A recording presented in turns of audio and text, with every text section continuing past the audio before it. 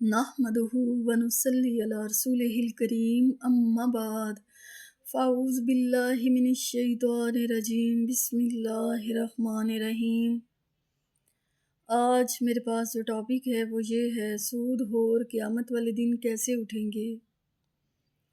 قرآن مجید میں سورہ بقرہ میں ارشاد باری تعالیٰ ہے کہ جو لوگ سود کھاتے ہیں وہ ایسے چلتے ہیں گویا ان کو کسی جن نے چھو کر باولا کر دیا ہو۔ وہ کہتے ہیں تجارت بھی تو سود کی طرح ہے، اللہ نے حلال کر دی ہے تجارت اور حرام کر دیا ہے سود۔ بس جس شخص تک یہ نصیحت پہنچے اسے چاہیے کہ باز رہے، رک جائے، اور جو اس نے کھا لیا اس کا معاملہ اللہ پر ہے، یعنی جو سود اس نے کھا لیا اس کا معاملہ اللہ پر ہے۔ بس اگر اس کے باوجود کوئی شخص پلٹے واپس پھرے یعنی دوبارہ سود کھائے تو پھر وہ جہنم میں جائے گا، وہ آگ کا ساتھی ہے اور ہمیشہ اس میں رہے گا۔ قرآن مجید میں بے شمار مقامات پر جنات کا ذکر ہے، اس لیے ہمارا جنات پر بھی عقیدہ ہے۔ اللہ فرماتا ہے کہ جو لوگ سود کھاتے ہیں قیامت کا دن جب قائم ہوگا تو وہ لوگ ایسے اٹھیں گے، ایسے چلیں گے کہ گویا ان پر جنات کا سایہ ہو، جنات نے انہیں چھو کر پاگل بنا دیا ہو۔ آپ نے اکثر ایسے لوگ بھی دیکھے ہوں گے جن پر جنات کا سایہ ہوتا ہے۔ کچھ شریر جنات ہوتے ہیں جو لوگوں کو تنگ کرتے ہیں، اور جن لوگوں پر جنات کا سایہ ہوتا ہے ان کی ذہنی کیفیت بہت عجیب ہوتی ہے، نہ ان کو کسی کی خوشی کا احساس ہوتا ہے اور نہ ہی کسی کے دکھ کی پرواہ ہوتی ہے۔ زیادہ سے زیادہ وہ کیا کریں گے کہ ایک ٹک کسی کو دیکھتے رہیں گے۔ ان کے سامنے آپ کوئی بھی بات کریں، آپ انہیں کچھ بھی سمجھائیں لیکن انہیں سمجھ نہیں آتی، عجیب کیفیت ہوتی ہے ان لوگوں کی۔ اسی طرح جو لوگ سود کھاتے ہیں جب قیامت کا دن قائم ہوگا تو ان کی ذہنی کیفیت بھی ایسی ہوگی کہ گویا ان کو جن نے چھو کر پاگل بنا دیا ہے، ان پر جنات کا سایہ ہے۔ وہ لوگ کہتے ہیں کہ تجارت بھی تو سود کی طرح ہے۔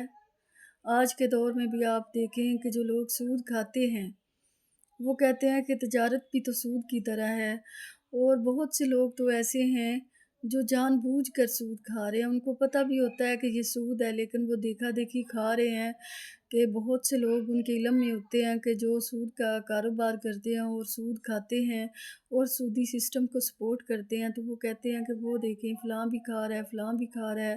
تو اس دنیا میں بھی جو لوگ سود کھاتے ہیں ان کی ذہنی کیفیت بہت عجیب ہوتی ہے۔ سارے ایسے نہیں ہوتے، بہت سے لوگ ایسے بھی ہیں جو یہ بات نہیں جانتے کہ وہ سود کھا رہے ہیں۔ اگر ان کو اس بات کا علم ہو جائے کہ وہ سود کھا رہے ہیں تو وہ ایک منٹ بھی نہ لگائیں سود کو چھوڑنے میں۔ تو جو کھاتے ہیں جان بوجھ کر ان کی ذہنی کیفیت دنیا میں بھی عجیب ہوتی ہے۔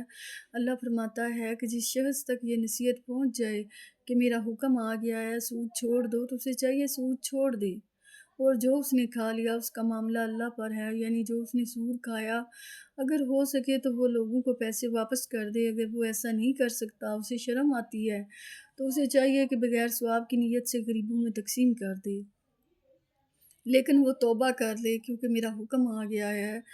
لیکن اس کے باوجود اگر کوئی سود نہ چھوڑے، وہ واپس پلٹے، سود کھائے، سود کا کاروبار کرے، تو پھر وہ جہنم میں جائے گا، وہ آگ میں جائے گا، وہ آگ کا ساتھی ہے اور ہمیشہ اس میں رہے گا۔ اللہ فرماتا ہے کہ جب قیامت کا دن قائم ہوگا جو شخص سود کھاتا ہے وہ جہنم میں جائے گا اور ہمیشہ اس میں رہے گا۔ آپ سوچیں کہ دنیا تو عارضی ہے، آخرت تو ہمیشہ قائم رہنے والی جگہ ہے۔ آپ عارضی دنیا کے لیے ہمیشہ قائم رہنے والی آخرت کو کیوں خراب کر رہے ہیں؟